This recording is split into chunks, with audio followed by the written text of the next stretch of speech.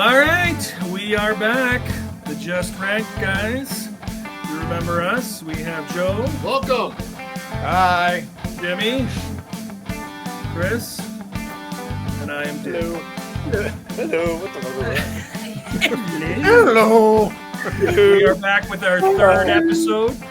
And the topic tonight is... Van Halen 3. No. The topic tonight is opening track on an album, or best opening track, if you will. Quick disclaimer before we start. I like to call my list favorites. I don't like to call them best, but for our show, we're calling them best. I find all the years I've been posting my list, as soon as you say something is the best, all your choices come under fire. You know what? I think you're onto something. You know, best according to who? Best according to you. But that's fine. We can call them best. We can call them faves. We can quote me from the first episode and call them wicked. You can call them whatever you want. But this is our favorite opening tracks on an album. And we didn't break it down by genre or decade, which we probably should have, considering all the albums made in the history of all the years. We did favorite opening track of all time. So this is going to be tough, but I'm interested to hear your choices, and I'm interested to present mine as well. I'm so excited. I'm so excited. Anyway, without further rambling by me, I will pass it off. Jimmy, I believe you're the first to go tonight. So excited. All right. So when we go through this is our favorite 4 songs. And an honorable now I'll start calling them best. Right? Best. Right? Our favorite, not best, our favorite. You know, this is show number 3. You think we'd have our shit together by now. You think, right? But this is how we roll. So anyway, I'm going to start off. I'm more of a hard rock guy. That's where my heart lies and where my silo is, if you paid attention to the other episodes. So I'm going to start right off. Number 4, said rock. You said hard band. Rock. Okay. Hard rock, yes. Okay. R. So okay, my favorite band of all time. It's Seven Dust, Dirty. It's from All I Can See Is War. There's the album right there. It's just amazing. It's really heavy. One of my favorite drummers. Wow. The video's cool as hell. Just amazing. Another reference to a guitar player that used to be a drummer. Originally was the drummer, became the guitar player, and is just badass. This song actually shows him playing a solo kind of for the first time. Doesn't play a lot of solos.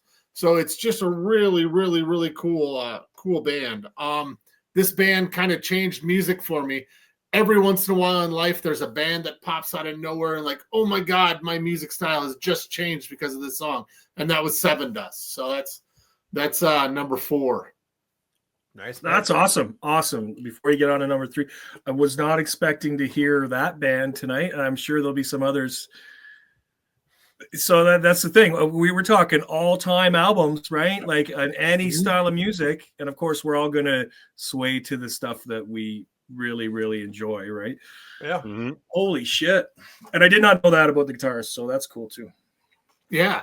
What was really cool for me to doing the research, because I like to really dive in, probably much like you, Dink. I collect vinyl, if you guys know, but you listeners probably don't. And I went through my albums and I listened to just the first song on most of them. And I was just like, oh, this is it. This is it. This is going. And so number 3, Joe, it has to be said. It has to be said. Dokken, Kiss of Death. It was a Kiss of Death. 1987. This is one of the first hard rock shows that I saw. It was Dokken opened up for Aerosmith on Permanent Vacation. It was just amazing. I've gotten to see them several times. People that know me know that I'm a huge George Lynch fan, unlike Joe. I like George Lynch. I don't like Dokken. By the way, don't tell Don that, all right? Right? I've heard he's got a temper. A little bit of information about Dokken. The original bass player was also the original bass player to Rat, Juan Croucier. And George Lynch officially took over for Randy Rhoads for 2 weeks. They rehearsed and then got replaced by Jakey Lee.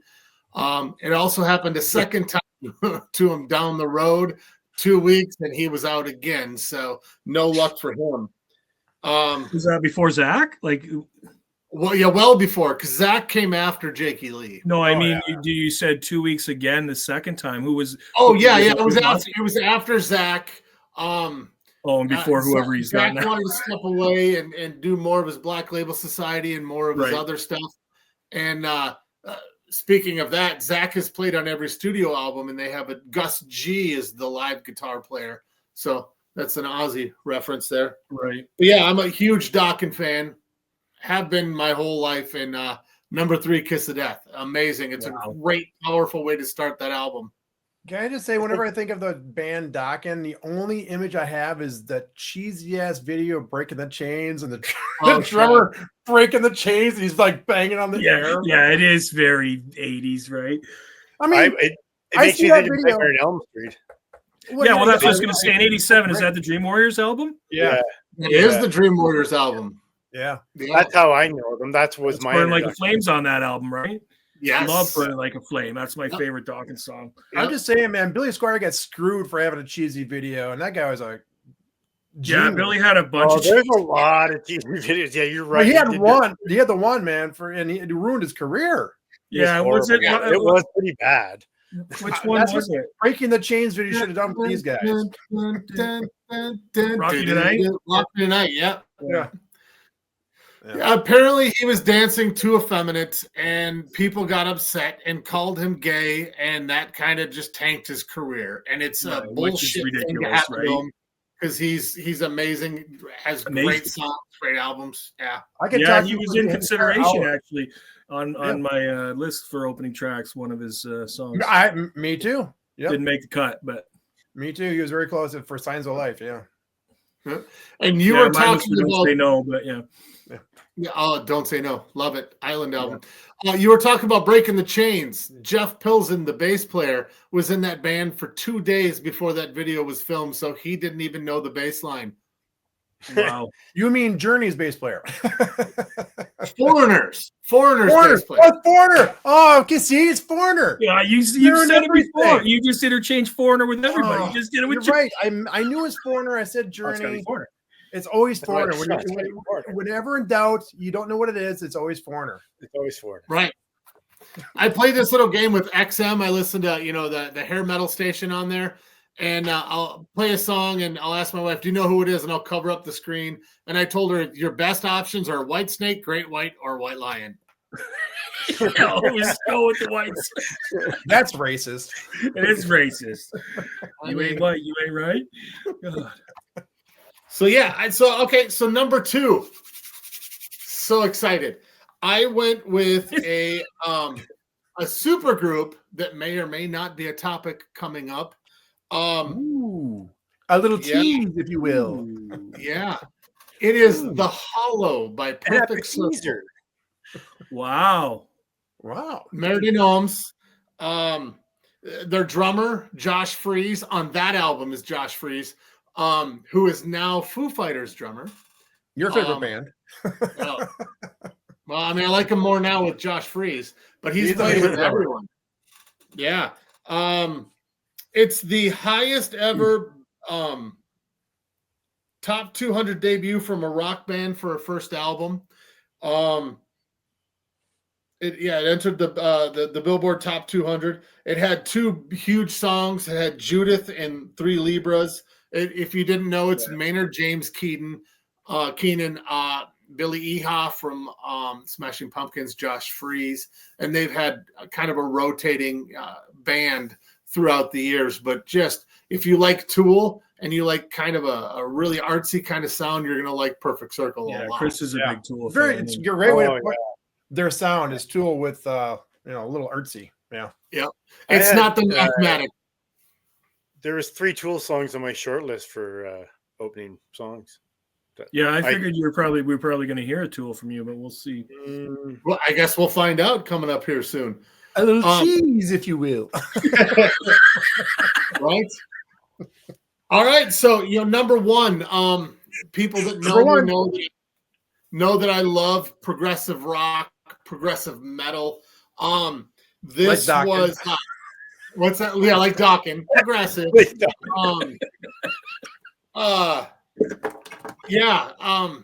Dream Theater, their second album, their first breakthrough album, Pull Me Under. Sorry. No, it's okay. I love this album. It's a perfect album. Sorry, go ahead. It's there. I mean, there's a bunch of stupid, silly history to it. Like the producer was more of a mainstream producer, and they didn't want to work with him. And they were trying to get him to trigger his snare to sound like firehouses.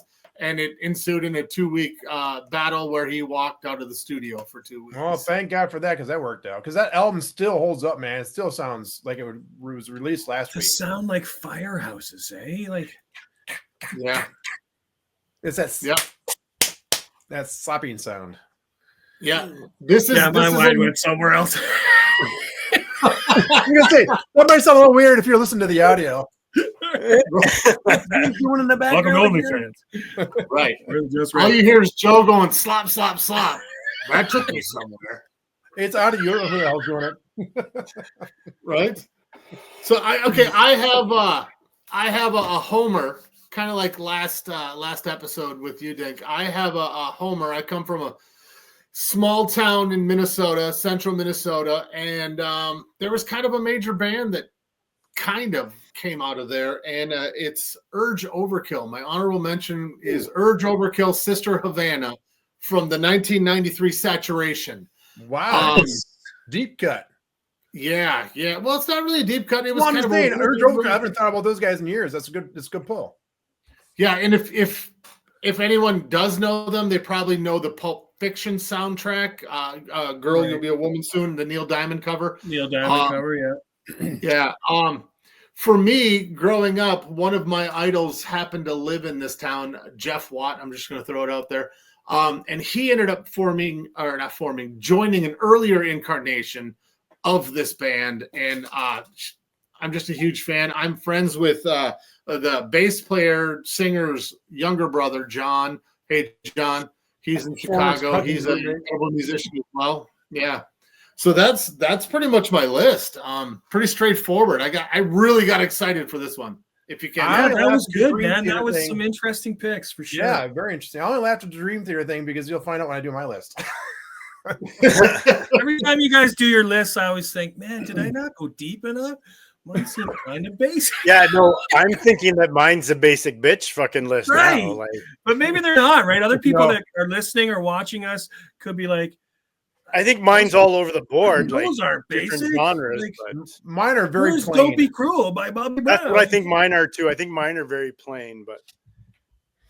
Well, as we were talking in pre-production before this, these songs are all really, really personal to me because all of the bands, maybe not so much Urge Overkill, but of my favorite 4, they were all that band that got me the next step further into music, that opened my eyes into another vein, another genre, another way of listening. And so all 4 of those were monumental bands to me. Which is awesome because anytime the next person, because I've had a few friends that do, probably like Joe has given you the gears over the years, that knock on Dawkins, I can say, I know a guy, and he was heavily influenced by Dawkins. You don't get to say that every day. No. Other than George, of course. Everyone always gives him a pass, right? Because Don's such a wiener. But I like him too. Asshole. So. Yeah. Fucking dick. And still is. Yeah, he looks like an old grandpa now, but we've already got the explicit label on the podcast, so I might as well just use it. Well, hey, Jay, real quick, a little Dawkins tidbit. There were 3 albums where, for the Scorpions, that Klaus Meine, I think I'm saying it right, yep, that's mine. Couldn't hit those notes, so Don Dawkins is on 3 Scorpions albums as the high voice, and once you know that, you will hear, wow, that's Don Dawkins. Yeah. Wow. I think you told me that years ago, yeah. And even his little tidbit in We're Stars by Hearing Aid is good, right? Like there's so many great vocalists on that track. I love on that album. Yeah, me too. I just watched the video the other night actually because I hadn't watched it in a while, and oh, so good. Like, and even like there's so many great guitar solos in that song too, right? I will tell you what I think my main problem with Don Dokken, because lots of musicians are assholes, not that. I literally think because he wrote a lot of the music, he was definitely a direction of the band. In a lot of ways, people forget in the mid 70s, there's two guys coming out of LA that were really the hot guitarists. It was Eddie Van Halen and it was George Lynch. And I really think George getting together with Don was a disservice to his guitar playing and what he could do, because I think Dokken for me is a step down, like a few steps down for him, because Lynch Mob, the first two albums are amazing. They're great stuff. Love it. Everything after that. When you hear those, they sound nothing like Dokken for obvious reasons. But I think that's one reason why, because when George started up, I think it was a disservice. He should have gone in a different direction with a different band or a different singer, because I think Don Dokken did a disservice. Obviously, you could argue otherwise because they were very successful. They got signed. They had many albums, you know. So what the hell am I talking about? Some guy in a podcast sitting in my studio. Bullshit. In an Oilers jersey. Is this a studio? A Gretzky jersey. I have a studio. Live from Studio B. Live from studio spare room in the basement. As you'll see, I've changed. Oh shit! Mom, give me some meatloaf. Mom, the meatloaf. Meatloaf. What is she doing up there? I never know what she's doing. Joe, come do the garbage. Mom, I'm talking to my friends. Right. Well, Chris, what are you doing in there? Are you touching yourself? No. That does it for me, so I'm going to hand it off to you, Chris. The president. All right. The president. Yeah. All hail. Presidente. Yeah, let's not start that. It's already done. Already done. Too late. All right. So, like I said, I think my list now, after listening to yours, Jimmy's, is a little bit more, basic bitch, but whatever. So my number 4 is "Never Let Me Down" by Depeche Mode. Oh, Nice. dude, that's a good track, man. Yeah. Because I think that album, like, that's where I had a love for Depeche Mode. Before that, I never really listened to anything like that. It kind of opened me up to so let me something guess before my sister's going to kill me. Is that Music for the Masses? Yeah. Yeah. Yep. Okay, good. Yeah. So, like, Strange Love's on that. Yeah, it's good. It's a very good album. Yeah, People Behind are- the Wheel, all those songs. And they're like, it now, even listening now again, and I do this every time when I go back and listen to it, which is a lot. It's so much heavier than I remember it being. And then when I was doing research, one of the things said it had, that song in particular had a Zeppelin style drum pattern influence. And maybe that's why it translates. So whenever I hear hard rock bands or heavier bands cover Depeche Mode, I usually love it so much. Like, there's a band here in Finger 11 did a cover a couple of years ago in Canada. They're Canadian? Have you heard of Finger 11, you guys? Yeah, Finger 11. They're Canadian. Yeah. Oh yeah. I love. Yeah. Yeah, So they're wicked. Yeah. They did Walking in Your Shoes. They did a cover of that, which was just fucking unbelievable. But anyways, just really love that album and that song in particular, really. When you talk about Depeche Mode, like in high school, I hated The Cure. I hated Depeche Mode. Love The Cure. And yeah, I don't know what I was thinking. I was pretty Well, stupid. you were listening to Dokken, so you couldn't like the Cure. Yeah. You can't like the Cure when I you're wearing a wasn't really Dokken Dokken, shirt. The Cure. Right. So, and that's the thing. I wasn't really into it either, but then I don't remember who turned me on to this. And I remember listening to it on a field trip on the bus. I remember where I was when I first heard the song. I was listening to it on a Walkman on the bus on a field trip to Peterborough, of all fucking places. Nice. And what I was going to say was I don't dislike the genre. Like, I like some songs by New Order and I like some other song in the genre, but I don't really like the other bands the way I like Depeche Mode. I don't know why. I think There's there's a a lot lot of of unique. lot of people that like Depeche Mode that don't like that genre, or like songs here and there. Or I think rockers, Right, not yeah. rockers, like you say, because it's got a heavier feel, a little more, heavier Aggressive. electronic feel, almost some of it. So some of rockers that I knew, they would give them a pass where they wouldn't more give angry. The Cure a pass or Yeah. Duran Duran Right, a right, pass. right, Or, right. you know what I mean? Like, Right. Or Eurasia. Or Eurasia, right? They would never give you Eurasia. Right. Give you Eurasia. They shouldn't. They shouldn't. And then I would date a girl that was into New Order and Depeche Mode, the Pet Shop Boys. Like I liked a couple of songs with the Pet Shop Boys. I liked a couple of songs. Oh, now you're getting to my wheelhouse, man. Yeah. Yeah. But you know, talking about Depeche Mode, Yeah. The album that got me into them actually was Violator, and in the mid '90s, somebody was playing it's it. good, right? Yeah, it's really good. I was like, "Oh, what's that? Yeah. Oh, this is pretty cool." And I kind of fell in love with them. Yeah. 10 years later. Well, and when I had no idea about the song either. You know, the lyrics are about like addiction and coming down and not wanting to get come down off. And when I fell in love with the song, I didn't even really listen to the lyrics to what he was saying. Later on, it's like, holy fuck. Yeah. Right. Anyways. Nice pick, man. Yep, very good. So the next one is it was on and off the list a couple of times, but again, it's connected to the album because the album means so much to me. So it's Hell's Bells by AC/DC. Wow. Yeah. Love that album. I mean, it's a great intro, man. Like, That's the intros of intro. Black I remember buying it on vinyl. I remember being one of the first albums I ever bought. That and Queen were the first two vinyl albums I can remember going to buy at a record shop in Bracebridge. So I don't really have a lot to say about it other than I really like the song. I love the sound. The guitar is amazing. The build up to it. I don't know. Have you watched any of the documentary when they did the 20th anniversary and they're talking about the bell? Actually, the bell that they took on tour, they found from a church in England, and then they actually had guys come in and grind it to get it to the right chord. Yep. So like it's probably a really expensive bell just because of all the man labor and stuff on it. I'm sure. Anyway. They have money to burn. Why not? Yeah. Right. But yeah, again, that What song, was- but mainly sorry? No, go ahead. No, that song I love, but mainly because it leads into that album, which is going to come up again, I'm sure, in another episode, because that is my AC/DC album that I discovered AC/DC with. Yeah. Right. What was that's an cool Island album about for that? me.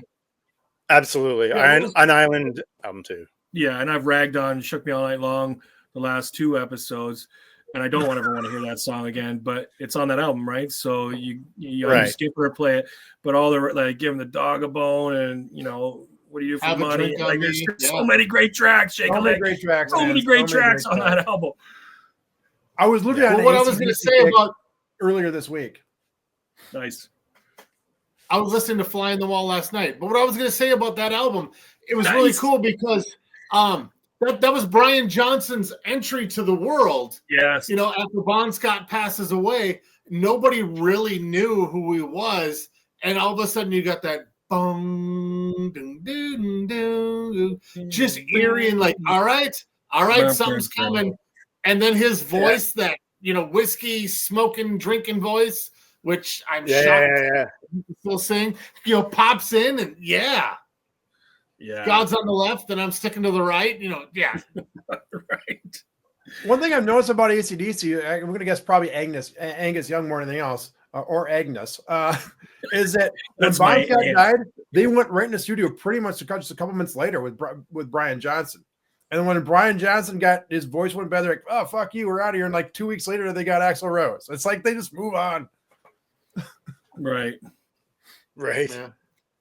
And a quick note, rest in peace, Malcolm. Yes. Yeah. Oh, yeah. The brain for the layman, he didn't get the credit. He's the Michael Anthony, right? He didn't get the credit. He wrote everything. Well, even going back to that documentary, obviously, but the heart and soul of that band, right? Like Angus gets all the credit when you. Do you remember that documentary when he's the one that thought about getting that bell? He goes, I went out back to take a piss and I thought, let's get a big fucking bell and take it on tour with it. Right. And and all their songs, for people again that don't like them or don't know them, they sound. How could you not like AC/DC? I find it hard to believe. My wife. If you like guitars, you have to like them, right? any band that can have that career for as great as they were. I mean great. And playing 3 chords. And it seemed like they never took themselves power chord. it seemed like they never took themselves too seriously either. You know what I mean? Right. They just fucking were a rock and roll band. They just wanted to fucking play rock, man. That's what they did. Just did it really fucking loud, right? And really good. That was the loudest concert I've ever heard in my life. Me too. Yep, me too. Well, that one and another one. But yeah, but if the layman doesn't know, another one I will tell you about. Keep this hanging, Joe. It was you would That'll know be another episode. That one and another one. It was AC/DC and it was LA Guns in your hometown in the middle of a freaking tin freaking roof, man. Wow. Meeker County Fairgrounds. Oh my god, so fucking loud. And we were like right in front of the stage, and dude, I'm seriously, when you can feel your skin move. Well, yeah, but if you're standing in front of the speakers, right, then anything. No, dude, I've standing in front of speakers before, and I'm talking about this was at a freaking a fairgrounds in a freaking tin freaking shed, loud as hell, man. It's where they show the best cattle in the state. And he's not talking about the cows either. Nope. Nope. Special. Welcome to Litchfield, Minnesota. Look at the tits on that one. Oh, shit. How do I recover from that? All right. Yeah. Where are you going now? Where are you going with your next song? Yeah. Well, funny enough. Well, speaking of number 2, my next song is War Pigs by Black Sabbath. Speaking of cattle and pigs. How topical. Yes. That's perfect. Right? Seriously, what are the odds? Generals gathering on their fairgrounds. Speaking of the farm grounds. Yeah, great choice, Soul. Great choice. They were on. It was on the show. Again, though, it's because of the album means so much to me. It was AC/DC or Back in Black or Paranoid, and I'm a little bit more with Paranoid than I am the Back in Black. But again, this album's going to come up again in future episodes, I am sure. Oh yeah. Right. I don't even know what else to say about it. Yeah, I don't even know what else to say about it. You know, it's also that one song that a lot of bands used to cover all the time. Yep. Yeah, I was just saying it's been covered a lot. Version. But it was especially around here in Minnesota, a heavier band would always play War Pigs. It was like,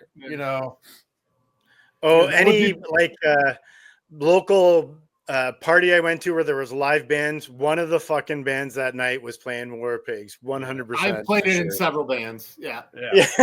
Right. It's like for any high school party and War Pigs. Any high school party, if there wasn't a band, you're going to hear it anyway. If it's going to be cranked, and 4 or 5 drunkards are going to be screaming the lyrics, like myself included, right? Are you from Litchfield? I'm pretty sure I saw you do that. Yeah. I've seen you do that. I like fairs. Oh man! All right, and my number 1 is "Shine On You Crazy Diamond" by Pink Floyd. Oh yeah, there's you. I thought you were going to have a Pink Floyd one. Yeah, I had to do it because I love Pink Floyd. I love that song. That is probably so. Like I think I said one of the other shows, I didn't really discover Pink Floyd until Momentary Lapse of Reason, but that is the song that I heard. I think after that I was like, oh yeah, I really like this band. Right? Like there's just something about it that. I mean, I know it's 13 minutes long, but parts 1 to 5. That much better. I mean, man. That was also the time. Yeah, and that's kind of their thing on some albums, right? Is like super long songs, like or multiple parts of one song. And it's psychedelic a little bit, and it's jazzy a little bit, and it's bluesy and rocky, right? Like they knew their demographic. Oh, when they first came out, they were classified as R&B. I didn't know that actually. Right. That's news to me. I didn't know that. Like their early stuff. I was researching it. Huh? Yeah, I was researching it for that 1971 show, and that popped up. Is that they were originally classified as an R&B band? Weird. Wow. That sounds like a bunch of old white dudes who are music critics who don't know how to classify. It's like, no, it sounds like that R&B stuff. I can hear you mean like a bunch of like middle-aged white dudes? I mean like us? Right, but like, why would they be considered that? even with their early stuff, it wasn't like they were the Four Tops, for fuck's sakes. Like, Yeah. you know what I mean? Like, how Yeah, could you nobody pick- would mistake them. No. So who's your favorite R&B band? Is it the Four Tops or is it Pink Floyd? Well, it's probably Pink Floyd. So Pink Floyd Pink Tops. 1974 or Pink Floyd? The Pink Tops, yes. The Four Floyds. So we talked about this before we were recording. I switched this list up a couple of times. I guess I have an honorable mention, but there was 1, 2, 3, 4, 5 bands that were on this list that have fallen off at one point or another. So, Right. so my honorable mention is "Smells Like Teen Spirit" by Nirvana, because it's more of, like I said, a lot of people are like, it's killed, it was overplayed, it's whatever. I know a lot of people don't like Nirvana. Jimmy. Very good. Great. But for me, like I said, I can tell you, I was standing in the spare room at my parents' house. I heard it come on the video, Much Music. I got in the car with some friends. We drove to Barrie and I bought the cassette tape. And that was like, it also changed a lot of my taste. Music got me into some heavier stuff that I wasn't really into. Oh, it swung Sure. everybody's Yep. taste a little bit, I think, for sure. Other songs that were on the list or near the list that dropped off were "Streets of No Name" by U2. Again, a lot with that album, The Joshua Tree. Yeah. "Mama" by Genesis. Again, that was the song that got me into Genesis. And Love Jim. the Great, Canadian great. band that I had on there that I don't think the Americans will know, or a lot of them won't, is "The Oath" by Big Wreck. Nice. By the way, wife's for you listeners or you watchers, by law, Chris has to mention at least one Canadian band.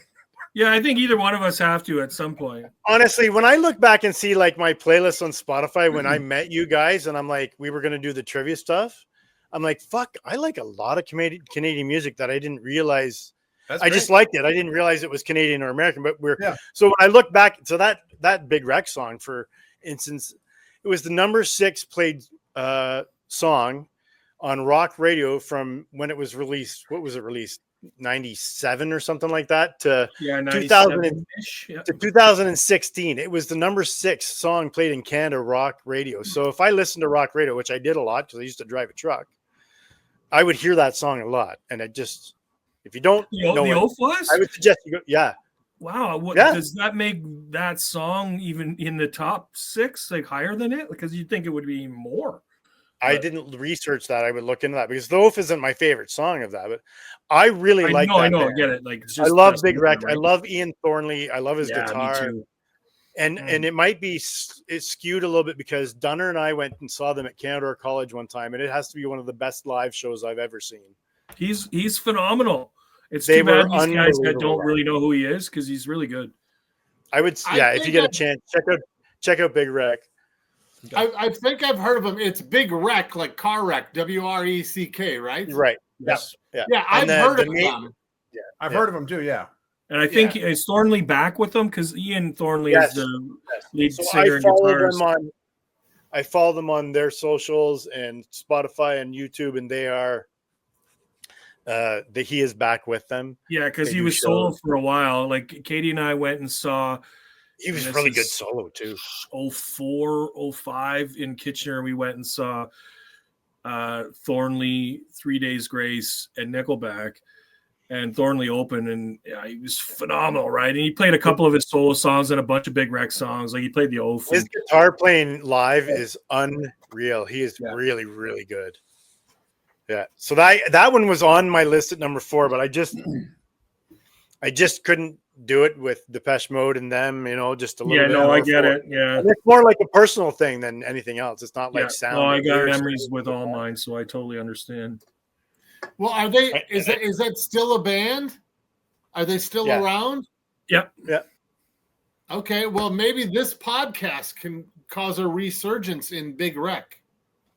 Right. Oh, there'll be multiple sales from South America. Right. Two sales. 2 sales from South One in America. South America, one in Spain. Right. Argentina and They Spain. they Thank you love for good music listening. down there. They may already know about it. They love might good know music. about them, They right? probably do. Yeah.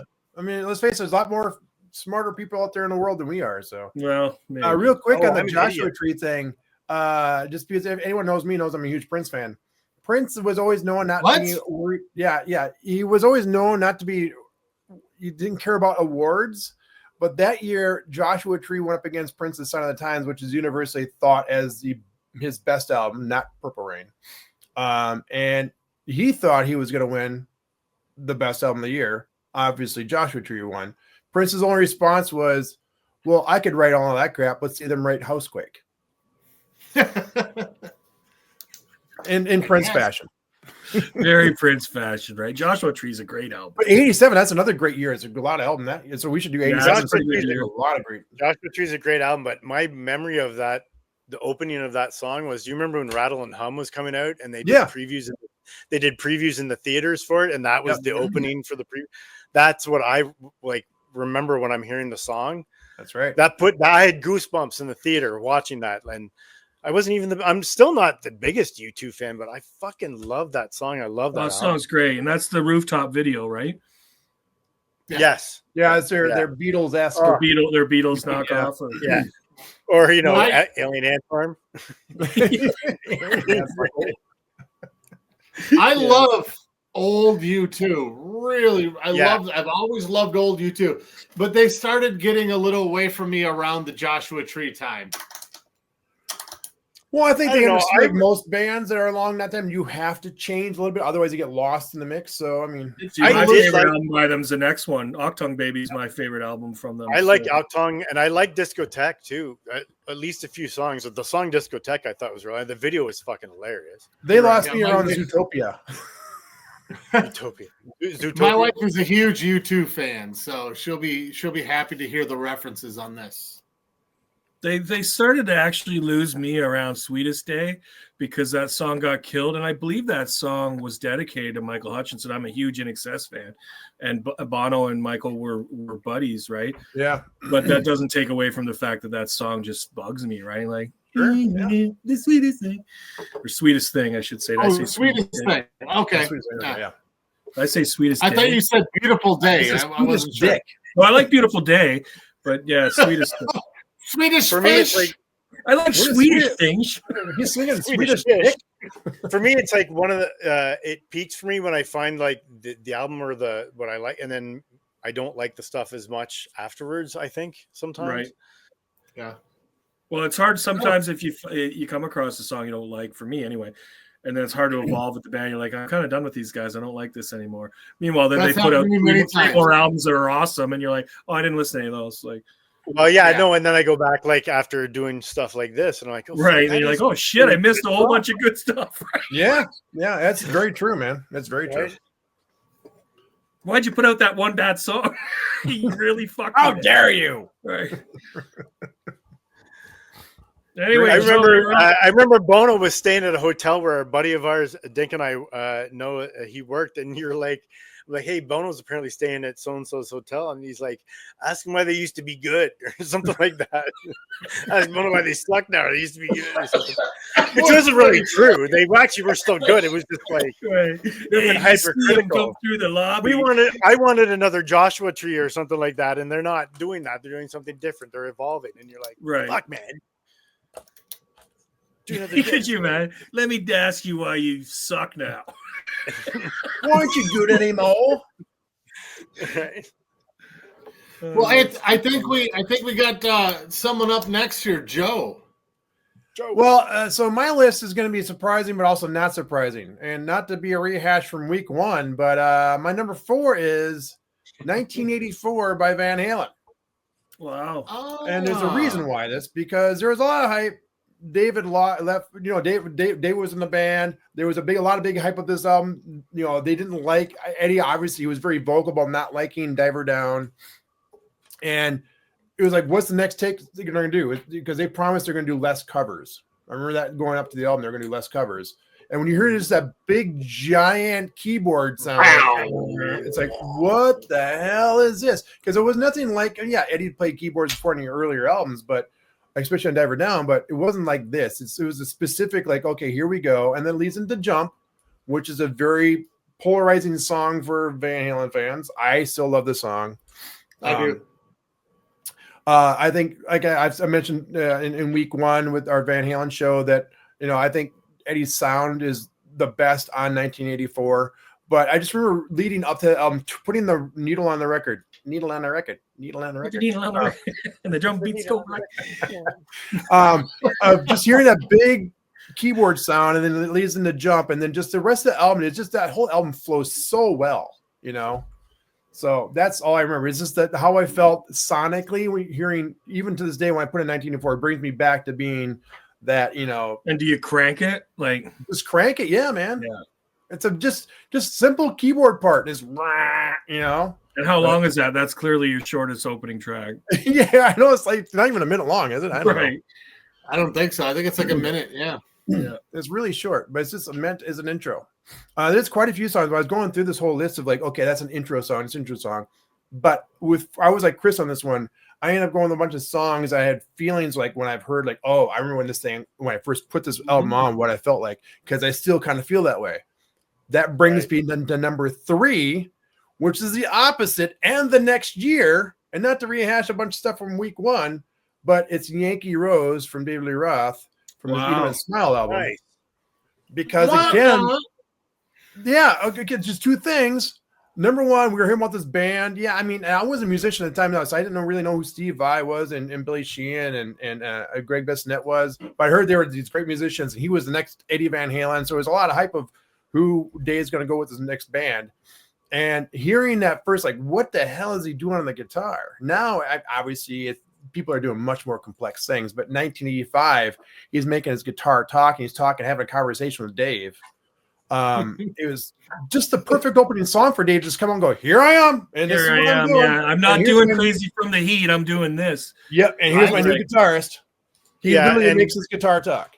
And the whole reason I love that album is because I opened me up to Steve Vai. I had no idea who it was. It wasn't more. I mean, to me, it sounds like a Van Halen album, kind of.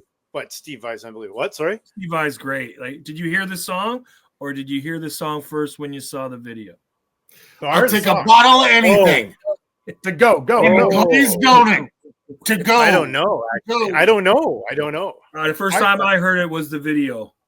I grew up in the middle of nowhere. I had no cable. Before it was the video. It was probably the video. Yeah, probably. And I was like, "Wow, this video's good." Wow, because much music was awesome. Like, I'm talking like, I don't know, grade 7 or grade 8, I think maybe for me.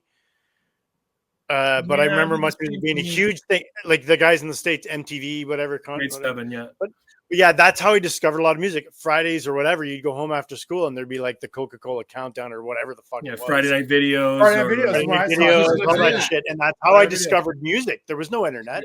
Friday night videos, on NBC would be on sometimes. I didn't have cable. Night tracks.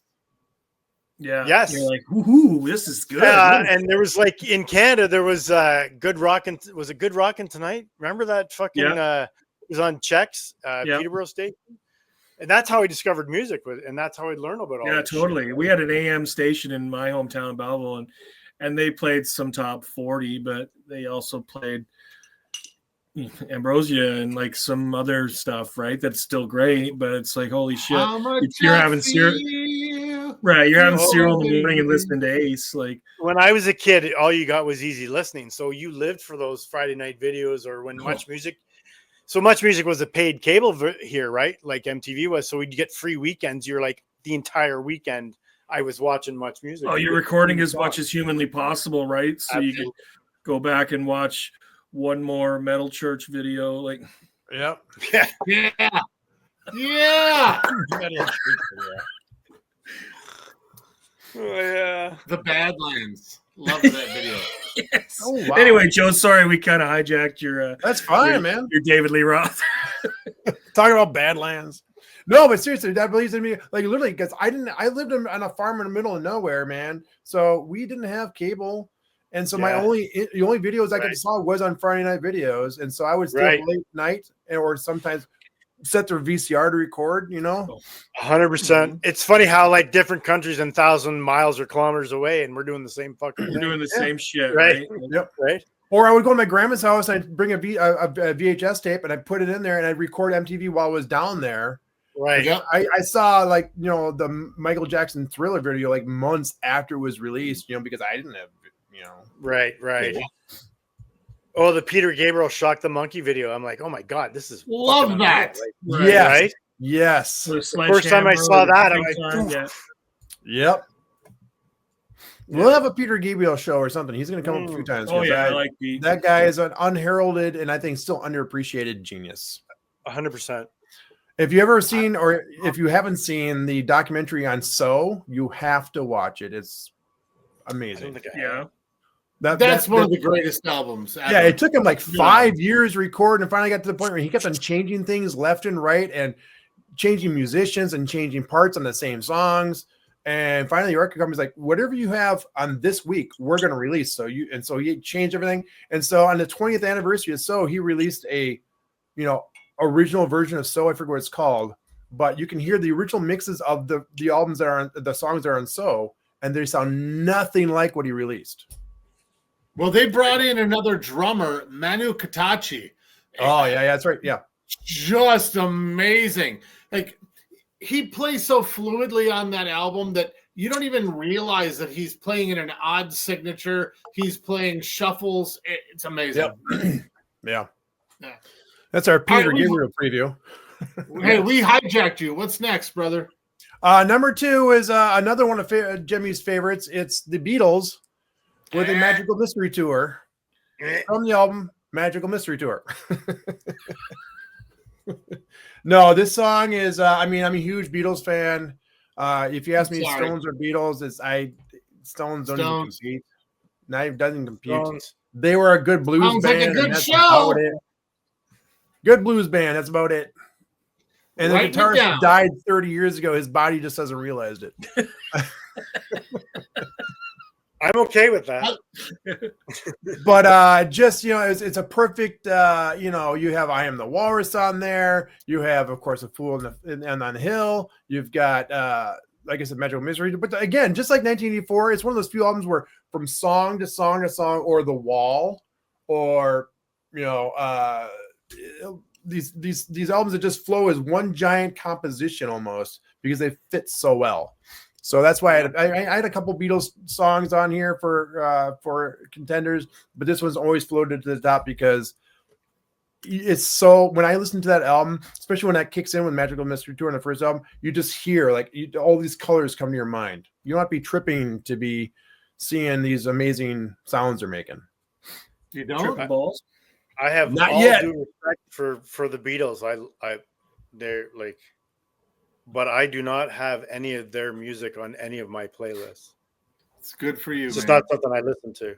But I appreciate what they mean and the significance of what they bring. Which is interesting when you bring it up because there's been a thing the last 3-4 years, man. It seems like people are trying to demean or trying to lessen what they've done to music, or especially pop music specifically. It's just that their music doesn't I don't even know how to say it. I have no problem with it. It's just set off for me, like personally, like music is an emotional thing for me. Yep. So it doesn't really do it. But sure. It's like there's a bunch of R&B bands that I can respect, but I don't really listen to their music. It's exactly with the Beatles, right?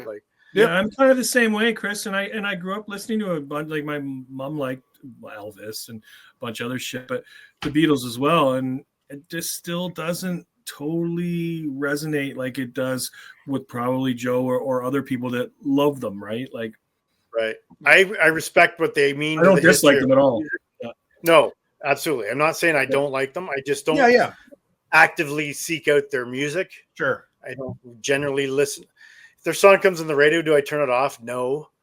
Do I put them on a playlist that I have on Spotify? I don't think you could have to check, but I'm pretty sure there isn't one.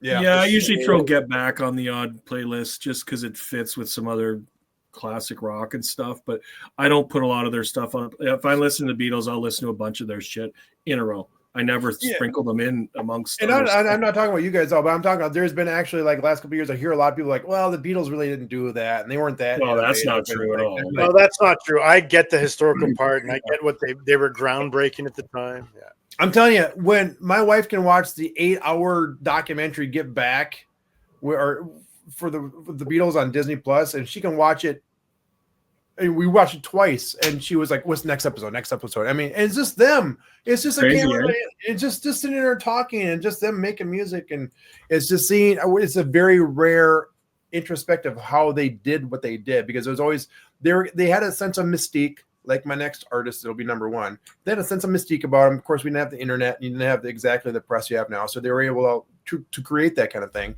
And I think they were allowed, especially I think sounds and albums like Magical Mystery Tour and Sgt. Pepper's allowed them to project that as well. Right. And that leads me into, and I don't care, Dink, I'm not disregarding what you're saying or what you guys said before, the greatest favorite opening track ever. Dearly beloved. I knew it. Here to the Church of Prince. Yeah. It is Let's Go Crazy by Prince of the Revolution from the album. I was going to say in my intro, I was going to say, we're back. It seems like forever, and that's a long time. But I was like, no, I'm not going to say that because he's going to have that in his. You know what's funny is when I don't know who, I don't know if it was me or who came up with the subject, but I was like, instantly, that was I knew it right away. I'm like, that song is the epitome of opening tracks and it was a top 5 hit for Prince. It was a song that changed things because people knew him before then. Yeah, he had a little bit of guitar with 1999 and a Little Red Corvette. And this is when I discovered him for sure, 100% when I discovered him. Yeah, I mean, me too. I mean, I remember hearing 1999 and Little Red Corvette. I liked him, but this is when I became a huge fan. And he was kind of a B-list artist, kind of coming up in 1999. Hadn't really hit in Europe. And then when this thing came out and he sold 25 million copies worldwide, and it's at the time not only pop music changing but pop culture changing. So this, I think the song just epitomizes the opening song when it comes to albums, because again, it's the perfect intro. Yeah, it's phenomenal. I mean, It's really good, really good. Who has a rock song with a 5'2" black kid from Minneapolis who opens up like a sermon? It's amazing. And I think ballsy too, because who opens a song like that? And now it's unforgettable. So yeah. Now, Jimmy, let me ask you. I mean, I don't know if I asked you this on another episode. Are you, clearly not as big as Joe, but are you a Prince fan based on where you come from? By law. There's two. By law, there's two answers. Joe, would you like to answer this? No. I'm curious if you are. And then my second part of the question was what we talked about earlier about metal guys or guys I knew that were rockers, jean jacket, leather guys that didn't listen to New Order and Erasure and stuff, also ragged on Prince. If you liked Prince, you were considered a certain thing, right? Until they started to acknowledge how talented he was, right? But I remember I had Purple Rain cassette, in fact, and I was such a rocker. I traded it for an Iron Maiden, the original Iron Maiden cassette with this girl. It's a great trade. It's a great trade, but I also had a second Purple Rain, so I was smart. I knew I already had Purple Rain, and everyone's like, "That's a good trade, man. Get rid of that Prince." I'm like, "No, I still got him." I was a secret. I had to be a secret Prince fan. You couldn't tell anybody you were a Prince fan, right? Like it's weird how that shit is. We didn't have that. We didn't have that. I did where I grew up. Yeah, you did. Oh yeah, I remember it was me and one other kid that would outwardly say we like Prince, because I used to draw my, you just cover your textbooks. I'd draw Prince symbols and stuff on there, and recreate the 1999 cover, stuff like that. Oh yeah, there was people would say things to me because I like Prince, and it's like, right. Oh, but keep in mind, I live in a small town. There was nothing but white people, and my sister was Asian, who was the only minority. Same here. Like I grew up in a town less than 10,000 people. Yeah. And it was me and two other guys on my hockey team, and we both had older sisters, and they were all into Prince. Yep. And so we were into Prince, and then we saw the movie, and there's nudity and sex and shit, so that was cool. Why wouldn't you? Right? Like on top of that, the music was fucking unreal. Like even the stuff. That's where I the time was unbelievable. I thought in some of that. Yeah. Right. Well, I think Jimmy's answered the question yet, though. Yeah, okay. So, we're all answering it for you. You love them. No, it's an awesome topic. So I have two answers. One is I want to be allowed back in Minnesota, so I like Prince. But no, to be honest, I mean, I grew before I moved to the small town in Litchfield, I grew up in South Minneapolis. We saw him all of the time. So like, I Want to Be Your Lover was on the radio, all this stuff like that, and so I grew up, I was a Prince fan. What killed Prince for me was that guy in an Oilers jersey. Jimmy always say, dude, you ruined Extreme and Prince for me. You're welcome. You're welcome. No, I love Prince. I respect the shit out of him. My wife is one of the biggest Prince fans, I was, if you saw the last episode, I actually was upset when he died, and that was just a horrible joke. But no, how could you not? How could you not be a Prince fan?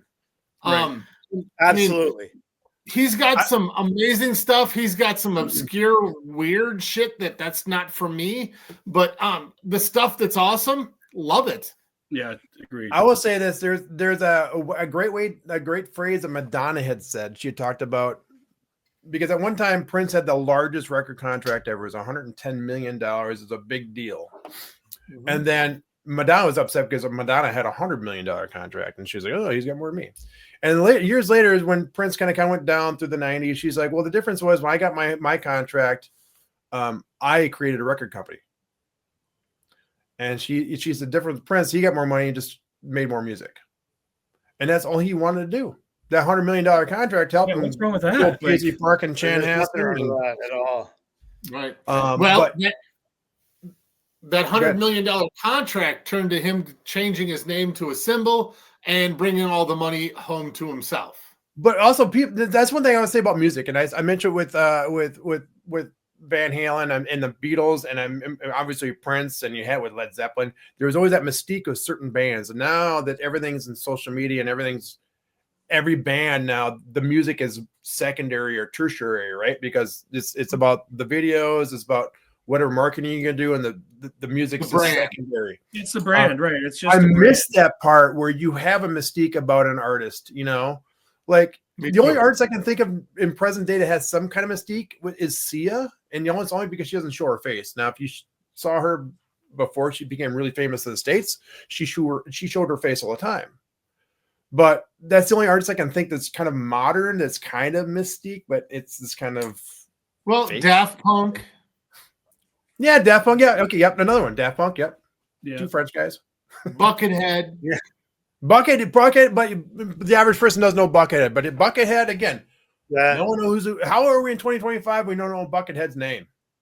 Yeah. Yeah, weird.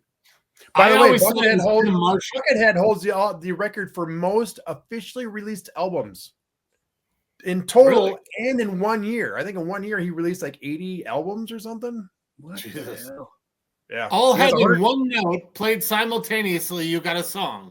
Yeah. No, he has like 109. I'm not joking. I like 186 albums released. Jesus. Yeah. I don't know if I've heard one. Well, that's what I was going to say.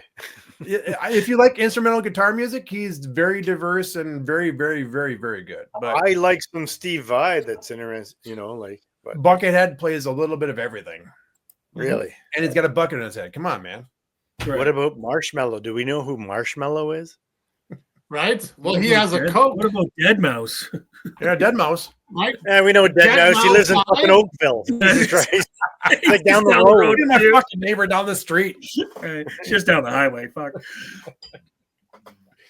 Yeah, so I laughed earlier, Jimmy, because my honorable mentions are Pull Me Under by Dream Theater. Because again, Dream Theater is probably, I always said I love Yes, and I guess I was too young to understand what progressive music was, so I did love progressive music. So Yes was probably my first progressive band I loved, but Dream Theater, when it came out, that album was heavy, and I used to call it orchestral. Is that our first crossover? Yep. Kind of, yeah. Yeah. It's totally our first crossover. And that album is, to this day, I will listen to that album from front to back, and every element, I will say that album is perfect. Every solo, every note, that version of Dream Theater. Yes, I know it's their second album, and they've done a billion other things after that, and they're an amazing band to this day. But that album is perfect from beginning to end, every note. And also my other honorable mention, I had to throw it in there because this album changed my life. So the intro to that song is "We Die Young" by Alice in Chains on Facelift. I knew you were going to do that. It pained me not to put it on my list because I was like, okay, that song really, that album changed. I mean, nice. Again, this band will come up many times, but Absolutely. Man in a Box. I still remember this day where I was hearing that song. Some people are like, I remember where I was when John F. Kennedy got his head blown off. I'm like, I know where I was sitting outside my bass player's house listening to Man in the Box, Alice in Chains the first time. But then when I got the album, I literally the next day after band practice, we had band practice. The next day I went out and got Facelift and I put it into the tape. I put it in my car, man, and hearing We Die Young for the first time, man, I was like, oh, yes. I know where I was the first time I heard it. It was at your parents' house. My dad was playing it? You're the one that introduced Alice in Chains to me. Oh, man, that album. Again, it kind of pains me because I think that band's popularity is kind of waned a little bit and I think their importance did as well. Yes, Nirvana came first, but still, and Mother Love Bone, but still, Alice in Chains was still their own thing. Yeah. They were heavier. They were their own thing. They were.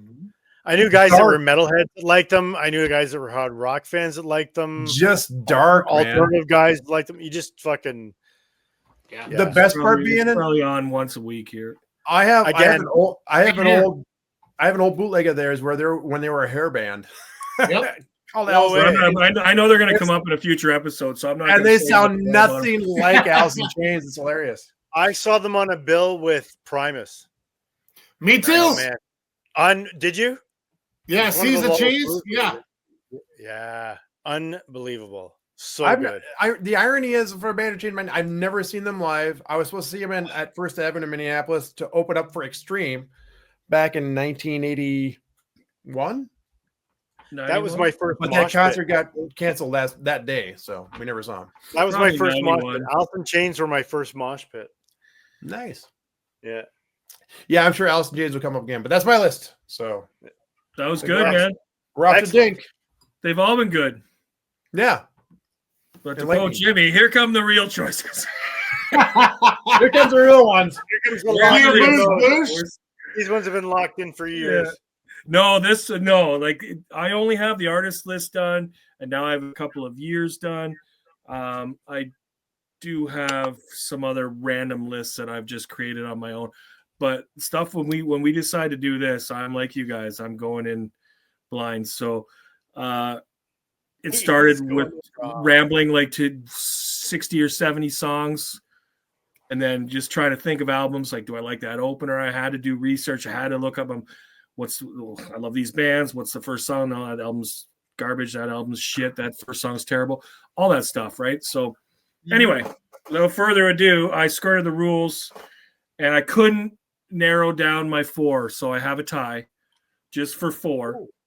Ooh. And that's also because I told you guys last week I had my 4, and then I heard a song on the radio, and I was like, "Oh shit, I forgot about this song," and I couldn't bump my 4, so I didn't want to make it an honorable mention because I already have 2 of those, like you guys have. So I made 4 a tie. So anyway, the first one is 4A is Aerosmith, Back in the Saddle.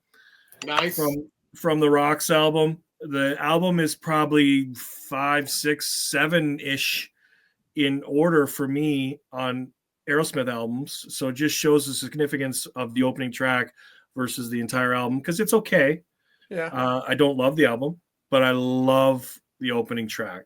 I love the build up. I think Tyler's voice is incredible in it. Even that's the drug days, right?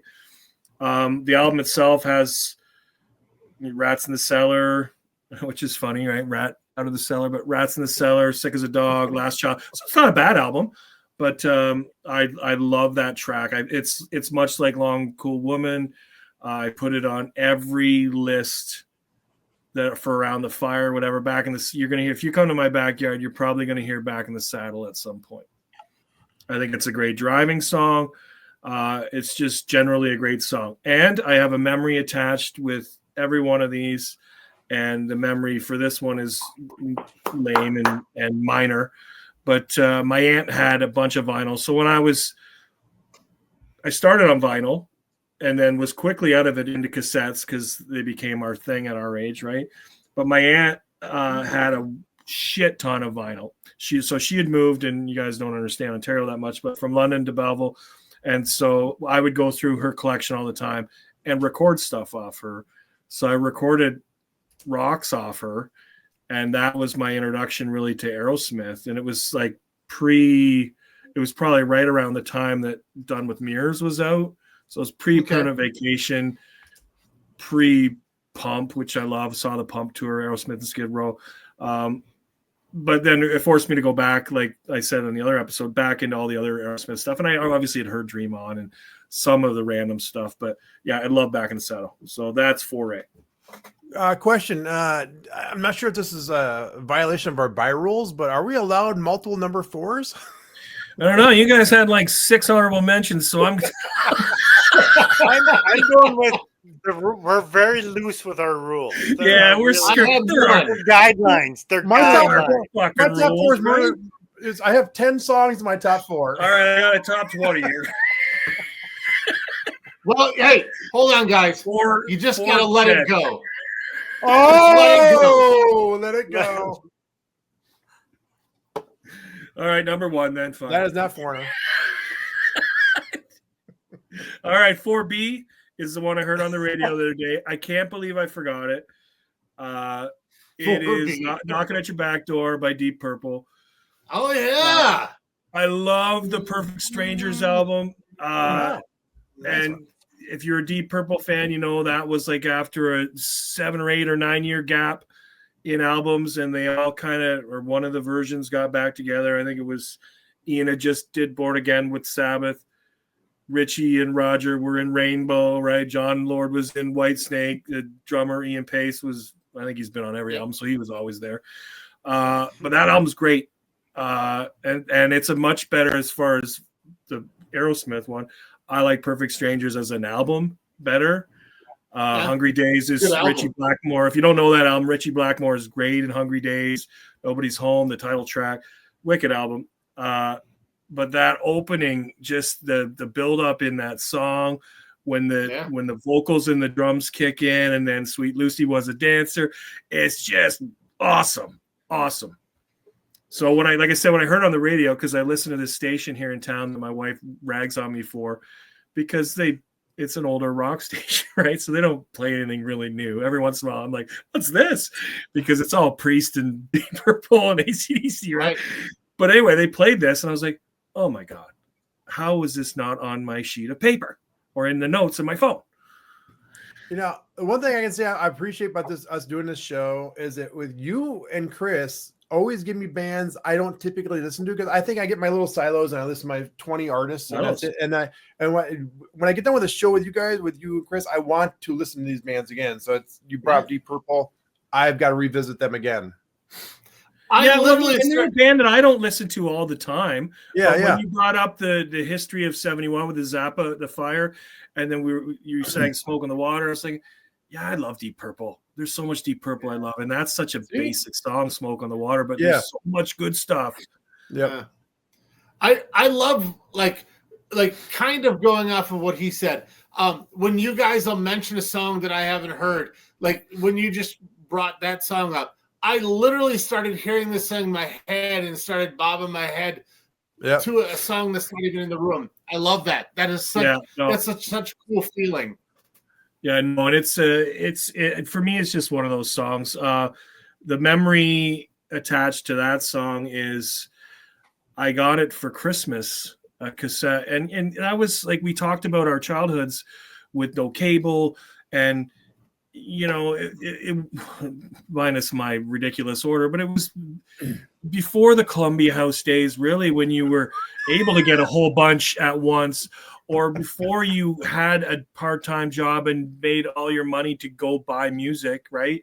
Or booze and drugs, or fast food. It was booze, cigarettes, music, and gas. Right. But yeah, so for me it was hookers and cocaine. Right, or hookers and always hookers. I was making good money. At a certain age, you grow up and it becomes hookers and cocaine. Hookers and cocaine. I worked at the local grocery store, so I had crazy cash. I had crazy hookers and blow. It was Litchfield. I had hooker money. This We didn't have hookers. produces. Granted, in Litchfield, they had one hooker. I don't think Bracebridge had any hookers that I was aware of. Yeah, I don't know if Belleville had any hookers you'd want, but anyway. Joe, you'll be happy to know she's still working. She's got 401k and healthcare. Still gainfully employed. That's excellent to hear. Gainfully employed. Part of the Union 543. Oh, shit. Right. They also share with the sheet metal worker, but it's all right. You know, hats off to Ethel. Ethel, we love you. Good old Ethel. Oh, shit. Old 3 teeth. But anyway, no. I got the cassette for Christmas with Live After Death, Maiden. So that was a memorable Christmas. That was Christmas 85. And the year before, I had gotten Number of the Beast. And and Condition Critical. Oh, nice. Cute. So it was back-to-back Christmases with 2 cassettes, and I was like, yes. And actually, not to tell too many childhood shitty stories, but the year I got Deep Purple and Iron Maiden, I knew they were coming because my mom tried to be creative and had wrapped them. My parents are no longer with us, so I can tell these stories now. So my mom had special. My mom had wrapped them in a pair of like jeans, like I don't know, like Wranglers or whatever, and put them in a Sears box, right? And so that shouldn't be. Every Christmas Eve, my sister and I got to open one gift. That shouldn't be the gift you're opening, right? No. The one that's clearly fucking closed. Yeah. But I'd already kind of peeled it back and stuck my hand in like a week before, and I knew there was at least one cassette in there. So I think my mom was probably like, "Why is he opening that one?" I was like, "Yay, jeans! Oh, yay, cassette! See you later." Went to my room. I had no idea. Oh, she knew. God. She fucking knew. Moms know. But anyway, yeah, that's that story. Pretty shitty. That's awesome. Because I'd be mad if my kids were opening up their presents before, but whatever. So that brings me up. You actually brought up a great idea for our future show, which is favorite driving songs. Favorite driving songs is a great topic. I have a playlist dedicated just to driving songs. Oh, and there's so many good ones. So many. That would be so. We're doing that. Write that down, Jimmy. Write that down, Jimmy. Jimmy's secretary. If Chris is the president, Jimmy's the secretary. I'm a talent. How the fuck did I become president? That's what I. Just shut up and be president. Yeah, you don't get that. Just shut up and be president. That's my belt. Yeah. Oh shit! I just don't want to be like, I don't want to. I just want to know why my wife don't want to be president. I don't want to be the big orange fucking bag. Nobody does. No, well. Oh, I should quote my shirt too. When I think of the song I just talked about, Deep Purple, with the video, and I was talking about Maiden with their videos. In Canada, we had Much Music, like I've mentioned before, and we had the Power Hour. The Power Hour. Which reminds me of John Roberts. Yeah, John Roberts, which was J.D. Roberts. He was J.D. Roberts then, but John Roberts, the news anchor, the old Silver Fox, he was long brown hair then, and he was have like guests on and play metal videos for the entire hour. That's awesome. Awesome. Yeah, it was awesome. That's so awesome. When I was in public school, all the cool kids had Power Hour T-shirts. All the regular momos had just regular Much Music shirts. Yeah. Right. Did you use momos? You got them. We got them. I said momos. Did you get momos? I couldn't think of another word. We got them at. Oh fuck! What was that show? That store. They're all over Ontario. Anyways, it doesn't matter. Oh, too funny. All right, I'll move on. I will move on to number 3. And it is from the 90s. I am smelling like a rose. It is Stone Temple Pilots. On my birthday. Nice. Yeah. I fucking love. I love that track, and I love that album front to back. Absolutely. It is fucking awesome. Yeah. That's on core, right? First song I wrote down when we started this list. I'm like, Dead Bloated is on this list. No doubt about it. Yeah. I didn't even think of that. And I'm perfect introduction to that band, perfect introduction to that album. And like I just like the drums are, and who is that? Eric, what's his name? Yeah, they're very subtle, right? Like, yeah. I don't know if that's subtle, but yeah. Well, I wouldn't say subtle. Subtly awesome.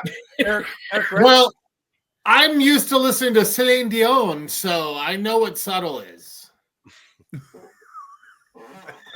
Did you say Celine Dion? Sorry, I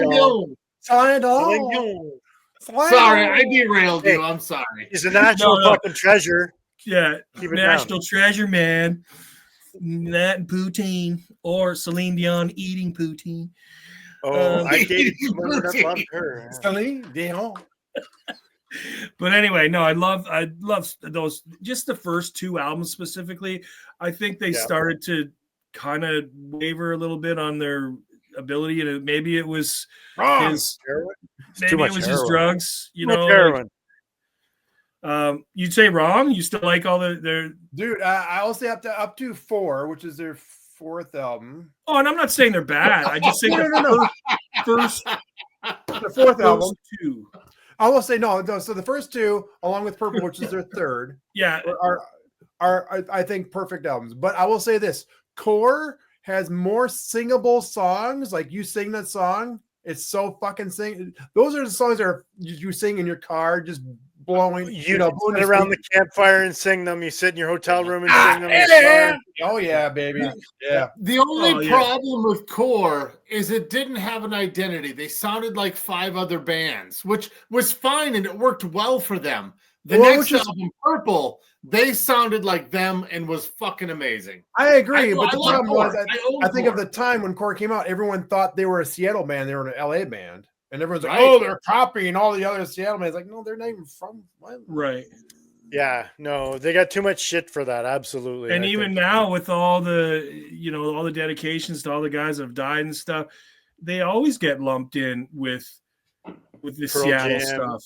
Yeah. Which is just, I don't know if that's trendy because he's also dead, but it was probably the heroin. It's probably it's top 4 heroines. And little note, Scott Weiland died while they were on tour. While he was on tour in Minneapolis, he was in what's that? Velvet Revolver. No, he was on tour by himself. But really? Scott Weiland. Okay. No, yeah, he was what was it? The Scott Weiland. I don't know Heroin Express. Heroin Express. Kids, drugs are bad. I remember that. When my kids were little, we'd be watching a video or something and be like, hey kids, that singer's dead. How do you die? And they'd be like, heroin. Yep. That's the problem with a lot of the 90s music that I love, or a lot of us love, is a lot of the artists are dead because heroin killed them all, right? Well, where's that famous meme that's got like all the Seattle bands? It just has Eddie Vedder Reynolds as the only one standing because all the other ones have died. Right. Yeah. Right. Yeah, it's terrible. But yeah, like I said, this album and that opener is right up there with me, obviously at number 3. The memories I have associated with are both from 93. So the album came out in 92, right? Like I think it was September, October 92. I think I got it in March or April of 93. Let's do it a little bit in the summer. Hadn't really fallen for it. And then in the fall of 93, I went back to college for my second year, and I met 3 guys from Chris's hometown. I didn't meet Chris till the following fall, but that's when I met Ian, Jeff, and Todd, right? So we partied together every night. Yeah, those guys. So we partied together every night, and we'd go to the bars most nights. I met my wife then too. But one night, everybody had gone to the bar, and we used to have the party at their house every night of the week almost. For some reason, Ian and I, one of our buddies, stayed in. We didn't go to the bar. I don't know if we were too drunk or not drunk enough or didn't have the dough or what. For some odd reason, it was him and I alone in the house. And had to do with money. It could have been, right? But we cranked the stereo and we got shit-faced. Cranked the home stereo that they had on loan from college. Let's get a home stereo. Hey, But did it have anyway, the little magnetic button that went tunk tunk and like it opened up? So from the American guys, we used to have a thing called OSAP, was supposed to be Ontario Student Assistance Program. You get money, and we called it the Ontario Stereo Assistance Program. Because usually we would buy kick-ass stereo systems. Right, you buy a stereo, right? And then you spend all the rest of it on. And you drop out of school and you got a kick-ass stereo and no job. I'm jealous. And a debt, student debt. That's great. But yeah, so him and I cranked the stereo. We listened to predominantly AC/DC that night, but we did put Core on. And the ridiculous part of the story is, and again, good thing my parents aren't here to see that their money was well spent on education. We took those white hard plastic chairs, and we put them on top of the couch. This is such a ridiculous story to even tell, but when I was writing it down, I was like, oh, I gotta tell this story. And we sat on those chairs and bounced up and down like children on the cushions, right? Just with the stereo at like 9, that's rocking out. And I remember he's like, put that and blow it on again. I'm like, put it on again. I don't know if we had a remote. I probably had to go back and put it off the chair and put it on again. But yeah, so that's one story for that, or one memory for that story. The second one is right around the same time I started playing hockey in Lakefield, which is, you guys don't know where Peterborough is, but it's a, Joe, you might. Pete's. It's a big hockey center play, right? Steve Eiserman, baby. That's right. So, well, that's where Chris and I met, was in Peterborough. We went to college there, right? So, I had played in Belleville, and my team didn't want me back because it was too much travel, which I think that was their way of saying we're going with the younger guy, because I played net, right? I was like, you fuckers. So I played my last organized year outside of Peterborough in Lakefield, and it was a travel team, right? It was a AA team, but the dream's over, right? Everybody knows the dream's over. And I didn't know any of the guys. I knew one guy from my class said, hey man, we need a tender. You want to come out for the tryouts? And I come out for the tryouts, and there's like me and another guy. I'm like, so I'm making this fucking team, right? That was easy. And then like, so I didn't know anyone, and I drove out listening to that song the first night, and then the goalies are weird, right? It became a superstition. Every time I would drive out, I'd listen to Core. Usually Dead and Bloated, but sometimes I love Cracker Man's my favorite song by them. So sometimes it was other songs, and then we'd take the bus on trips, and I didn't know the guys that well, and I didn't really blend. I had enough fucking friends, so I'd put my earphones on and listen to Core, right? And then it became such a tradition. Like a month in, the other goalie got called up to the junior C team, so it was just me. So I knew I was driving out there every night, knowing I was getting the start because there was nobody else, knowing I couldn't get hurt because there was nobody else. And I'm like, well, I got to keep this Stone Temple Pilots thing going. And it was Core literally for like probably 3 months straight, until I was like, all right, I got to talk to the other guys on the bus, or I can't listen to this anymore. But just every time I hear it now, it takes me right back to 93. So that's awesome. That's a great memory. Story, man. I love it. Yeah, great memories. Stupid. I know. Goalies are human too. Barely. Oh, goalies are weird. Goalies are weird, right? Weird. I was probably normal compared to most goalies. I was gonna say I didn't. Yeah, when you told me you were a goalie years ago, I was like, you didn't come off as a goalie, so that's surprising. No. I'm funny. I'm friends with a lot of ex goalies. Actually, my brother-in-law is an ex goalie. Actually. Yeah, and they're generally like just a little off, right? So also pretty intelligent. Yeah. Well, yeah. Yeah, that's totally true. Generally not very athletic looking. When you look at them normally. They don't normally. Oh yeah, that's me right now. Well, then I must be playing ball right now. Especially in Mexico on the pickleball court, they just. Oh yeah, you don't want to see that. Goalies on the pickleball court are not a good sight. Oh shit. Anyway, all right, let's move on. Number 2 is back to my Power Hour roots, back to my childhood, back to my Christmas gifts. Number 2 is Aces High from Maiden. Just an amazing intro to an amazing album by when I used to think, and I didn't evolve with them. In fact, my Spotify playlist is 80 to 88. Nice. And I kind of stopped right after Somewhere in Time, and what was the one after Somewhere in Time? Jimmy, Seventh Son. Seventh Son of the Seventh Sign of the 777. Yeah. Love that album. Yeah, and then after that, I kind of just that was my first Iron Maiden album, Seventh Son. Nice. I didn't stay with him after that. I liked the older stuff, the early stuff, even with Paul. But Aces High, I think, is a phenomenal intro. What can you say about the dueling guitars? Like Murray and Smith are awesome. It's better than dueling banjos, which is more anal. Well, there's more anal. Yeah. Is there? I don't know about that. I mean, what else are you gonna do on a Tuesday? Hey, boy, you kind of cute. Squeal like a pig. You squeal like a pig. Like a pig. But yeah, so they got the two guitarists, of course. Nico's awesome in this, like in all their stuff, right? His work is phenomenal, but in that song especially, so good. And then, say what you want about Bruce, but Steve Harris is the driving force behind that band, and he's great in Aces High. I love that song, but it's only, get this, it's only number 8 on my Maiden list. Number 8? But as an opener, I think it's wicked. And I know they opened that entire tour with it.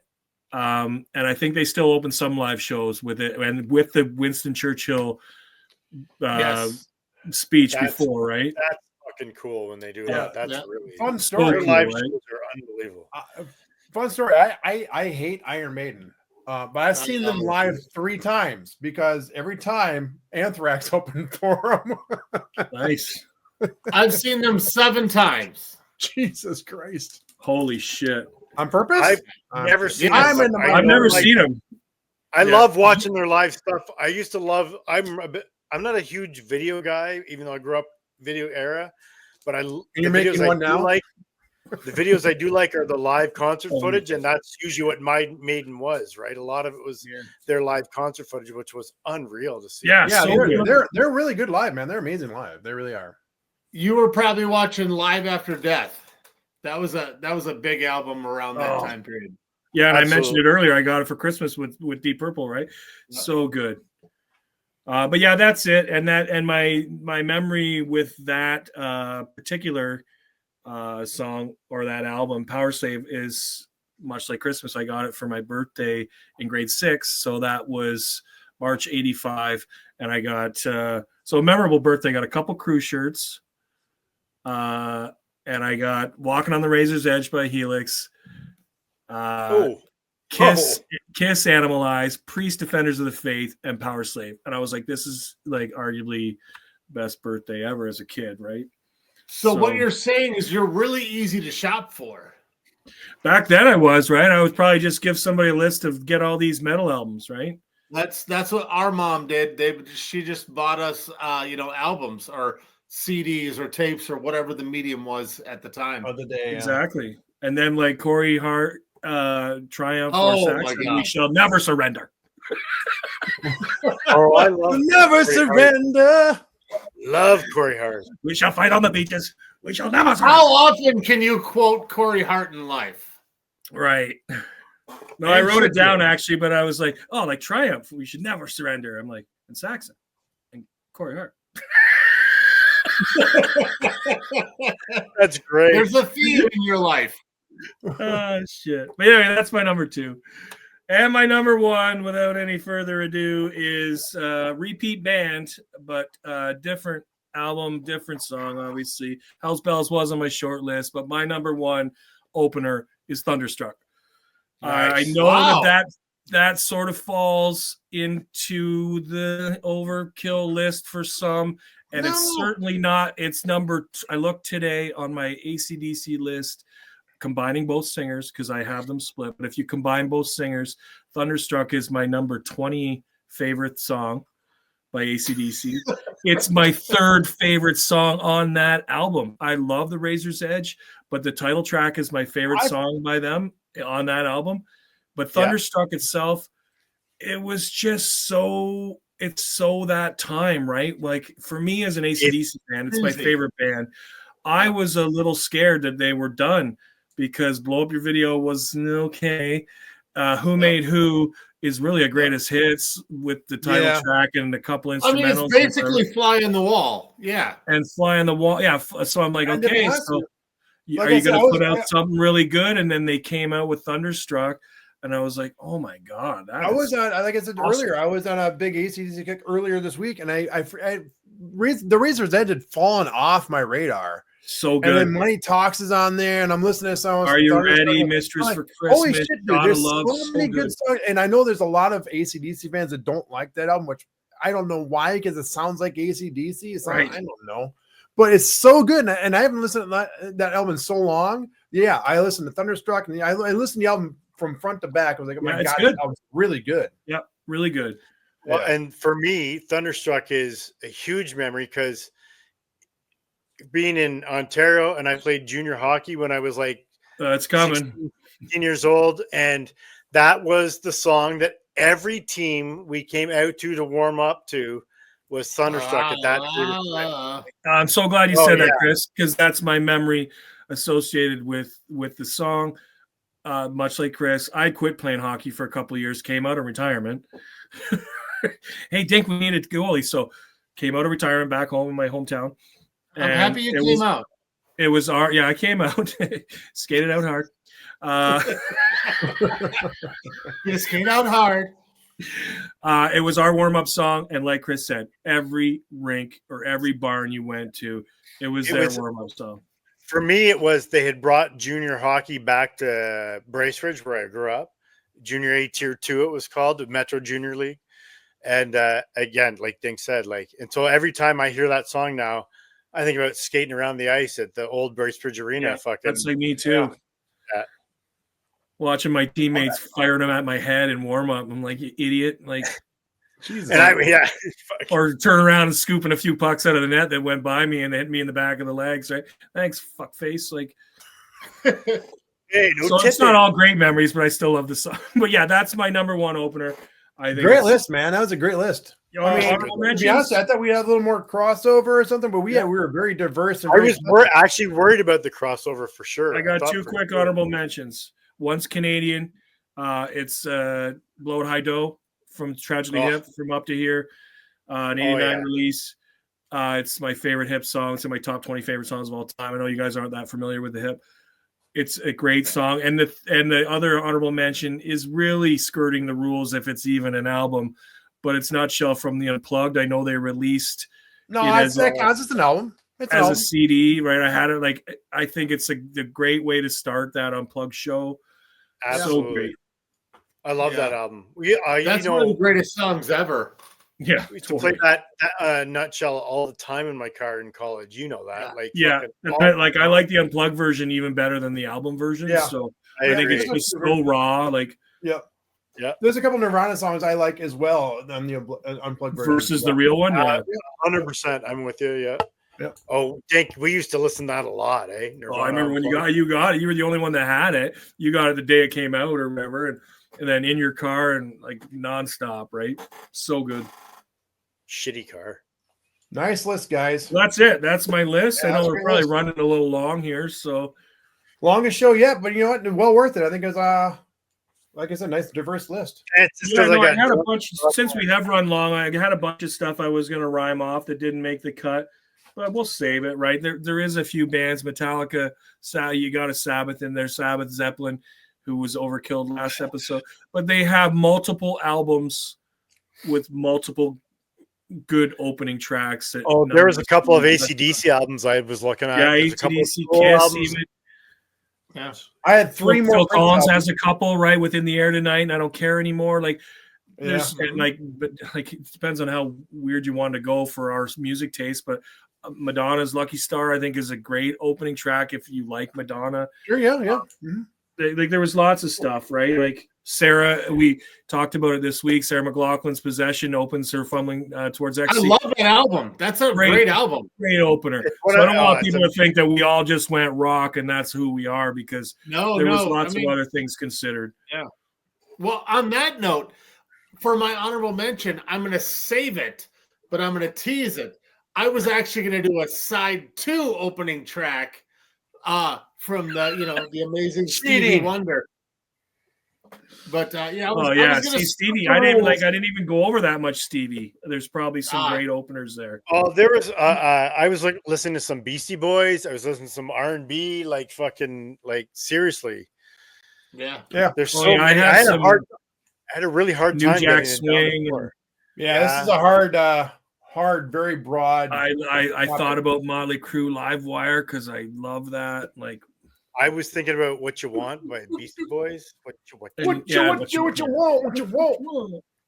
Well, this lots of choices. This one for me was really fun to dive into because again, we all have so many different comfort zones with music, and I just pulled out the vinyl and started listening to my vinyl, and I'm like, nope. Yeah. Oh yeah, that's going on the list. And I had I narrowed it down to 10 and quickly popped it over there to the 5. And this was a really, really fun one to dive into. Yeah, it was. It was tough. I thought it was going to be kind of like you guys say basic bitch all the time. I thought it was going to be basic bitch. On top of that is my list from the previous episode, 1971. 3 of 4 of those songs that I mentioned, go back and watch, are opening tracks. Yeah, I think we were talking before we were recording this. This might be the shortest show. It turns out to be the longest show by far. Yeah. Right. Crap. Yeah. So we better wrap it up. We have a little editing. We had a little technical glitch, but yeah. Oh yeah. Well, I didn't mean to take my pants off, but I mean, dude, we talked about this before we started to record. You do like to play with your genitals quite a bit. You did stand up, and we saw it all. Did you get a lot of money for your bris? No, there is a bed here, though, if we want to record our OnlyFans after this. My OnlyFans. See you later. Goodbye. See you later. Bye. Bye. Yeah. But anyway, no, we should maybe call it. And yeah. Great episode, guys. So for anyone watching or listening, we are obviously Just Ranked, and you can find us pretty much everywhere, but YouTube, Facebook, Instagram are our main socials. Of course, X and Blue Sky, we're there, but and everywhere we're Just Ranked Pod. Yes, Just Ranked Pod, everywhere you listen to your favorite podcasts. And let us know. I mean, should we get a Patreon to help the show out, or should we get an OnlyFans? Right. Everyone wants to see my thumbs. I could do the OnlyFans from the tub. I could show you my cankle.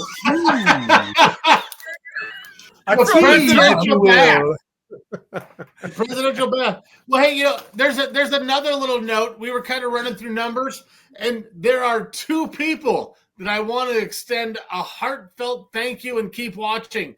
There is 1 person in Spain, and there is 1 person in Argentina. Please keep watching. Nice. Tell your friends, and we would love to, have you welcome us and into your world. So thank you. Thank you so much for watching or listening. Thank you. Yes. And for the rest of you, good. Yeah. Go fuck yourself. Go fuck yourself. Yeah, in the words of Jimmy and Donald Fagan, go fuck yourself.